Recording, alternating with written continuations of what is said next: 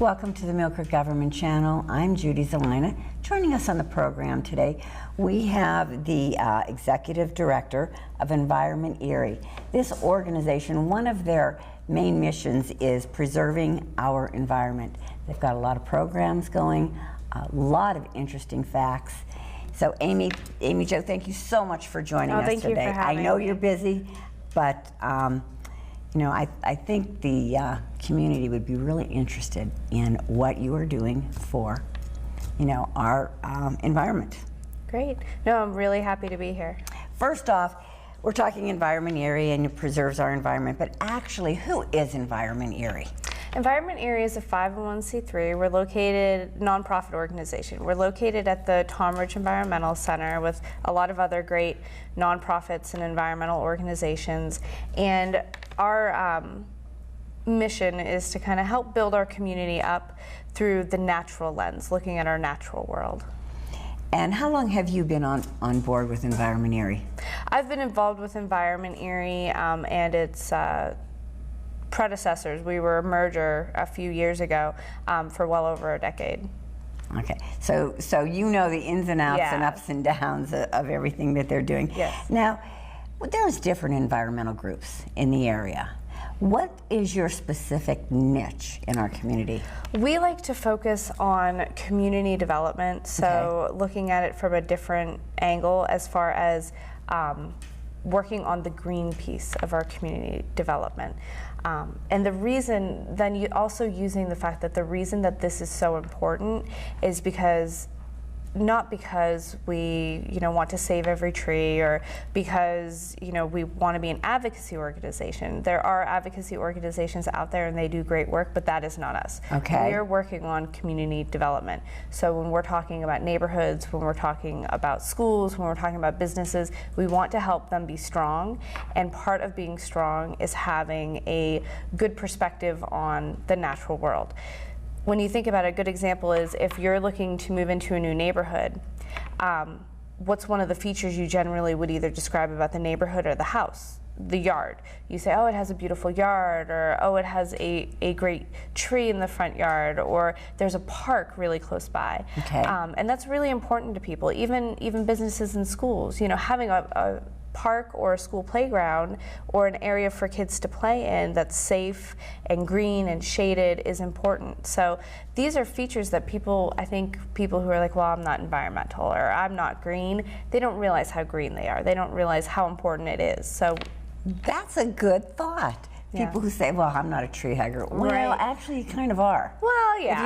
If you enjoy nature, right, you know, or even just trees. Right, or even just having a beautiful yard, Streams. taking pride in your yard and taking care of it. That's, you know, those are all important things, so. Now, who exactly is your target audience out there? That is always a great question, and I love answering that question because I can kind of really give the cop-out answer of we work with everyone. But so that's how it goes. That's a great answer. But we work with schools. We work with over 4,000 students a year. We work with several businesses hands-on on their property a year. But we also have over 40 businesses that we work with through some of our other programs like Recycle Erie. We invite homeowners. Over 750 households come to our workshops a year, which is growing by leaps and bounds right now.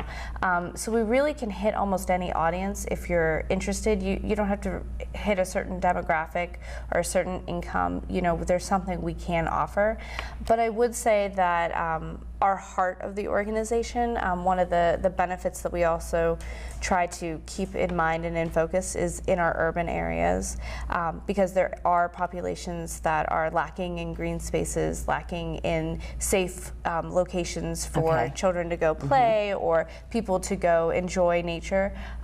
There is a big disconnect in our urban area to our natural settings, such as Presque Isle. So we're in conversations for solutions to problems like that. So those are things that are probably more at our heart. But if you're interested in you're willing to participate in workshops or learn more, we have something for everyone. Okay, now I'm going to kind of pick that apart. Okay. You said you work with youth. Yes. What exactly do you do with youth? We have several programs, one being what's called Earth Action, which is a 6-step process that we do in the schools. The students start at the beginning of the year and they go through 6 different learning phases, and they pick a topic that they want to learn more about, and then they pick a solution that they want to implement. Give me an example of a topic. An example would be a great example is St. George. They put in a rain garden. Okay. There's a stormwater problem on the property. The students researched what could be done. They worked with the landscaper. They had to present to the school board. They had to present to the township. Really? To Millcreek Township, talking about stormwater and the problems that it causes and how a rain garden can solve that problem. So then they also helped install the rain garden, planting the plants and keeping it maintained. And I do want to point out too, when you mentioned St. George's, in our calendar last year, one of our months we actually had the picture of the rain garden and the students right there at St. George's. Yes, yep, it was a great project. What an accomplishment for them. Yeah, and it's great because the students, it's not just the teacher leading students through an exercise. The students have to be involved from every step. They had to present to the township supervisors. It wasn't the teacher, coming in and saying, look what my students did. It was the students saying, this is what we're doing and this is why. Okay. All right, now, you said you work with businesses. Right. What are you going to do with businesses? How do you help them? We've worked with several businesses, and a lot of them are on our website, but some examples are Glenwood YMCA. We did a rain garden on their property after they had done some of their remodeling. Plasticos, we did a huge rain stormwater project up there. Urban Engineers on 12th Street, we did a stormwater project there to a lot of them are to help alleviate managing stormwater on site, to do it in a way that is more aesthetically pleasing, but also more beneficial to the environment. Water quality is improved, and long term it's easier for the company to maintain rather than expensive infrastructure that's built under a parking lot or carrying it away from the property through pipes and other systems. Okay, how do they find you? How do they know to come to you, Amy Jo? They can go to our website and contact any of the staff that are... Is it sometimes a landscaper will direct them to you? Yes, sometimes. We have some landscapers that we've worked with in the past that when they have a client that's, maybe working on a remodel or a new parking lot upgrade, they will contact us and say, we know, sometimes you guys can help out with some more green infrastructure and we'd like to participate. But then we also just networking and through meetings, but any business that's interested can contact us. And it's always a cost share program. So it's never where, we come in and businesses, we don't come in and spend $40,000 on their property for them, but we do have a, continuous funding stream that helps pay for businesses to do these types of improvements. Okay, and how are you going to help private individuals? We host at least 12 workshops this year. Okay. We anticipate it's probably going to be somewhere between 15 and 20 next year, and we're expanding our topics. In the past, we had started with compost workshops, which are wildly popular, and then this year we started, last year we started offering rain barrel workshops and stormwater workshops for properties, which are even more popular. Our program for that are actually, they fill within a minute or less of us opening the workshop for registration. So we had one month where I think we had over 1,000 phone calls that we had to respond to or call back of people interested, and there's only 25 household spots per workshop. So, do the math. And so one thing we're working on is trying to figure out how to offer more workshops, offer a more sustainable method for providing the workshops, because obviously the need is out there, and the interest, and I mean, we don't even offer 1,000 household workshops a year, so we know that there's plenty more people interested. And then in the next year or so, we're going to be adding garden workshops, building your own garden, raised beds, the benefits of having a garden on your property. The other ones, we're going to be offering our septic system workshops, which we've done in the past, which were also very popular. Pretty much every workshop has a waiting list. Okay. So one of the things is to just keep in contact with our Facebook or checking the website, because those are all really great ways to keep up on what workshops are coming up and opening up. So. Okay, I do want to talk about the workshops. I am familiar with Compost Workshop, and the tagline is "Black is the new gold." Right. So that's been around for a while. That has been around for a while. And I do know that this, boy, I'll tell you one thing, it books up like that. It does. Tell our viewers exactly, if they sign up for this workshop, what are they going to learn? What is going to happen in the Compost Workshop? The great things about the Compost Workshop is people learn the benefits of composting, the do's and don'ts of composting, how composting helps us as a whole, as a community, and then they leave with a compost bin to be able to implement as soon as they get home. One of the methods we use with any of our workshops is that homeowners will go home with something. And that's not just an education piece, that there's something for them to implement. So if you come to a stormwater workshop, you get a rain barrel. If you go to the garden workshop, we're looking at buying some raised garden kits. So, you know, we don't want it to end when you leave our workshops. We're not just about outreach and education. We're very interested in the implementations, and then we also offer incentives for post us a picture of your compost bin working, and you know, every now and then we have some free giveaways for things like that. So we like to see people continue to be engaged and showing and sharing. Now, in the compost workshop, what are some of the topics that you would be touching base on? They would go over recycling as well at home. So any kind of waste management issues that you might have in the household. There's speakers. I know, Jessica James from Millcreek talks. The new sustainability coordinator from the county is there as well, and then folks from our office. But they're going to cover the how-tos as well for composting at home, because some people, intuitively just go out there and have had a compost and a quasi compost bin for years, and that's another thing. They will go over how can you build your own compost bin, how can you implement other composting methods if you're not able to fill your bin, or if you're not able to use your bin completely. Now, I know one of the questions that we would get when Millcreek held their composting workshops, if you are composting, can you sign up for this course, or is this for somebody who is absolutely new and interested in composting? No, there's no restrictions on that. You can only sign up for one. We have had people sign up multiple years. You can only sign up once. You are welcome to come to any of the workshops. So if you are interested in coming, but you don't need a compost bin at home, just contact us separately, and absolutely. We've had some Girl Scouts come as part of their Scout Awards where they don't need the bin, but they want the education piece, and there's always room for that. And I think it's very, very educational, because I have spoken at your compost workshops also, and it's really great. It gives you good tips. What am I doing wrong? What am I doing right? Okay, this is my problem. I just don't know what to do. Well, you've got a group of professionals, so it's so educational, informative. Right, and one of the things we try to do is just make sure we have an expert of everything in the room. Our staff are not necessarily the know-alls of everything, so having all those different expertise in the room, I mean, questions come up that you can't foresee. Well, this is true. So, everybody has their own personal experience or their own concern, and so it's always good to have as many heads in the room as we can get. I think what is so neat about, and I'm just specifically talking about the compost workshop, because we're going to get into the stormwater one, and you can tell me a little bit more about it.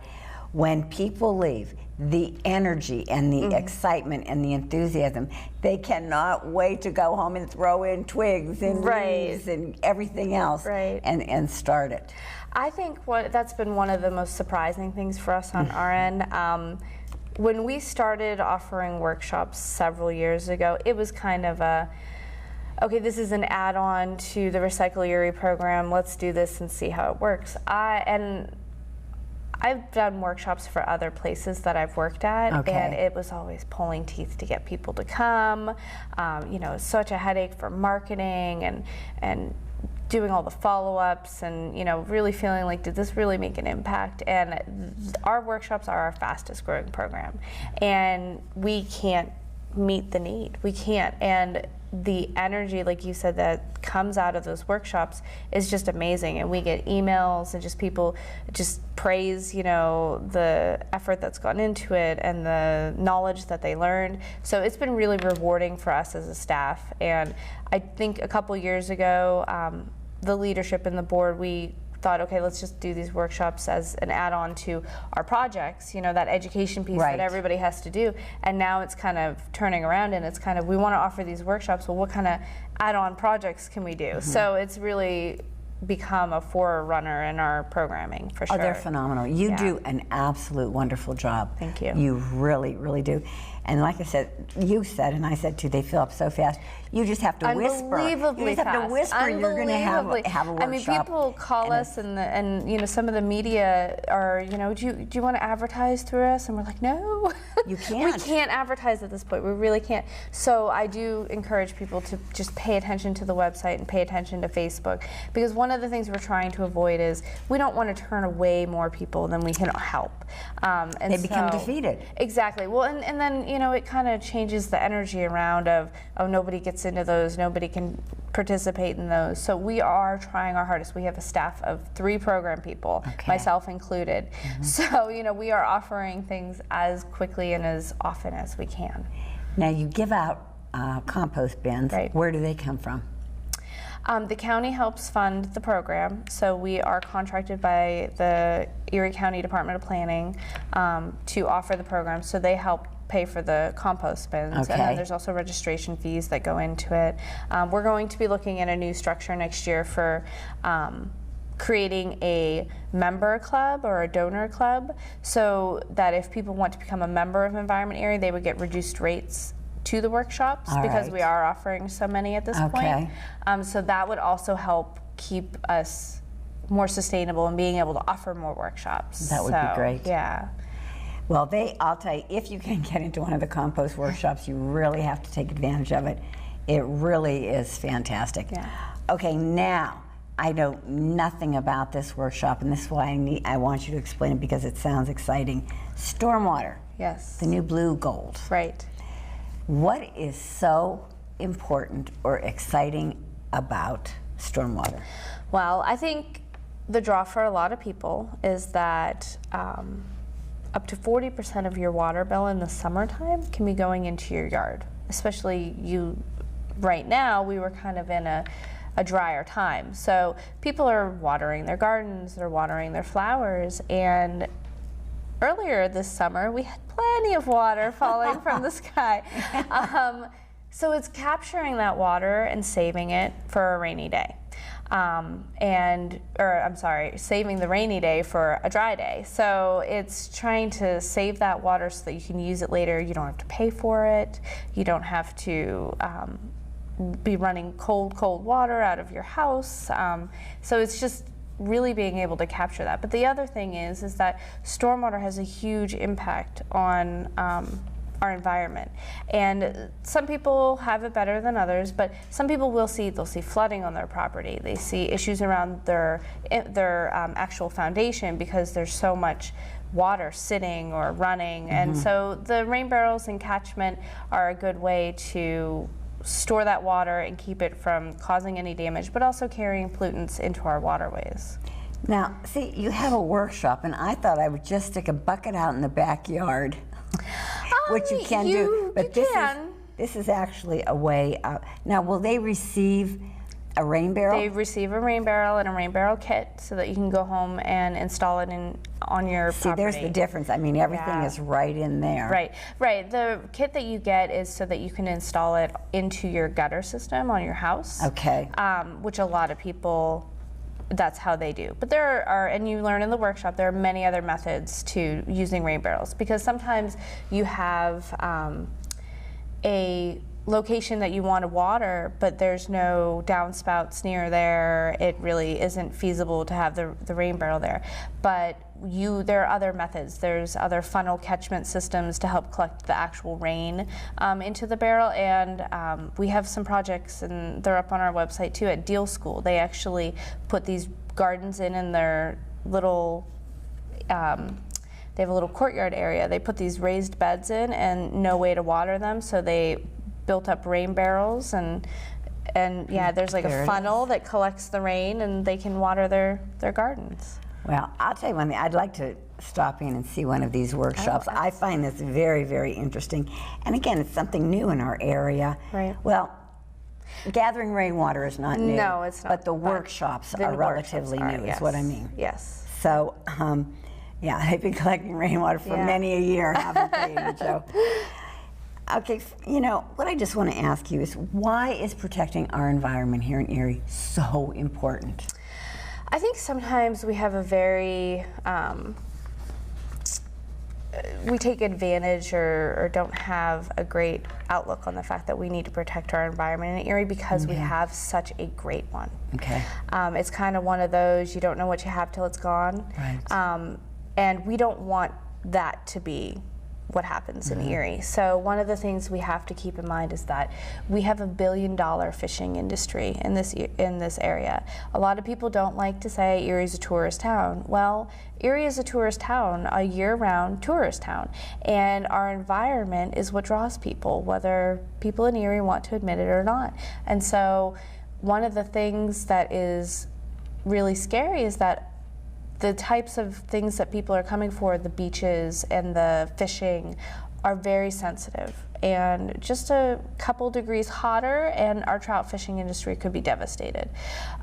Or just water quality going down just a little bit, fishing industry, and even the boating and the swimming. I mean, we in recent years have been seeing more E. coli at the beaches, and closures because of advisories, because of things like that.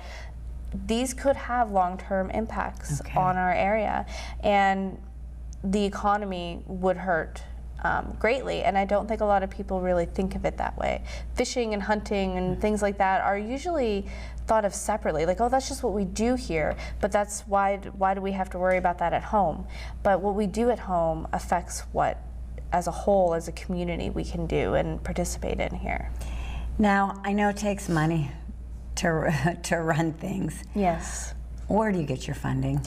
Our funding comes from a very wide variety of sources, which is great. We have grant funding, we have sponsorships from local businesses, we have tax credits that we get for our educational programs, and then we also have donors.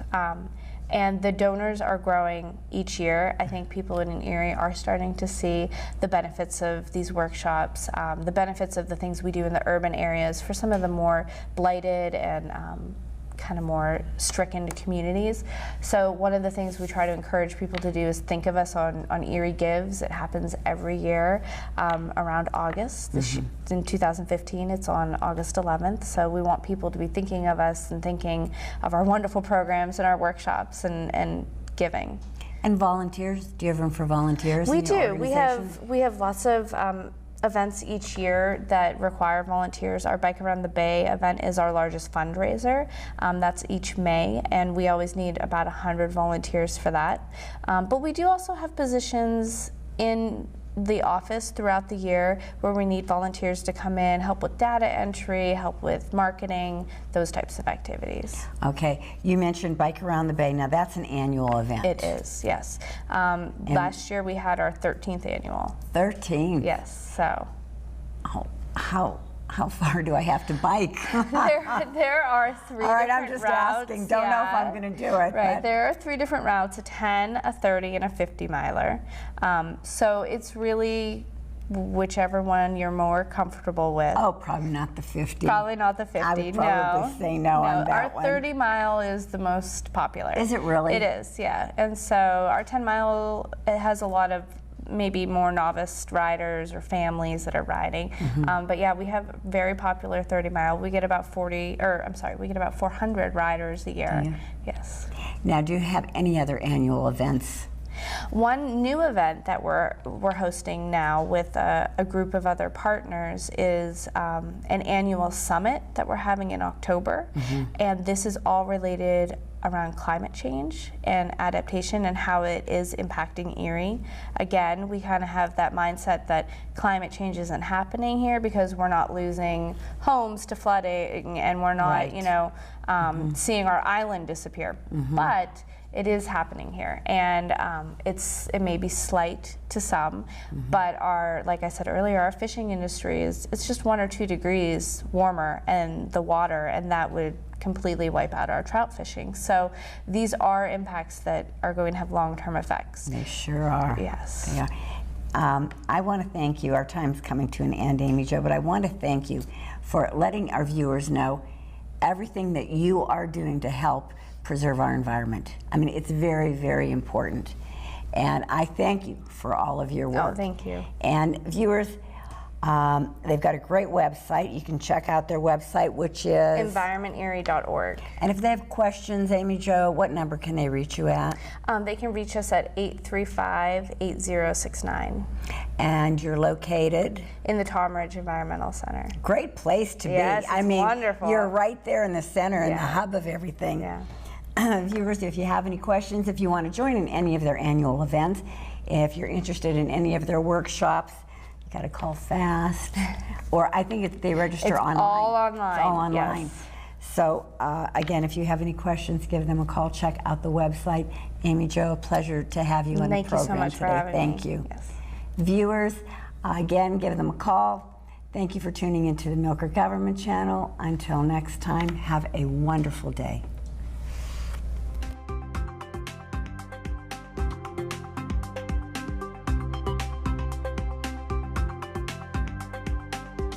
You're watching the Millcreek Government Channel, powered by WQLN Public Media.